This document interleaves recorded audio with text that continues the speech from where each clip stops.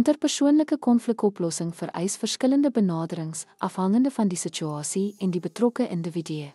Om hierdie style te verstaan, help om die mees effektiewe reaksie te kies. Vermyding, ignoreer of onttrek aan konflik om eskalasie te voorkom, word dikwels gebruik wanneer die probleem gering is. Akkommoderend prioritiseer die verhouding bo die konflik deur toe te gee aan die ander party se bekommernisse.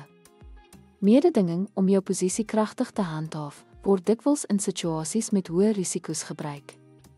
Kompromie, om 'n middelgrond te vind waar beide partye toegewings maak om 'n oplossing te bereik.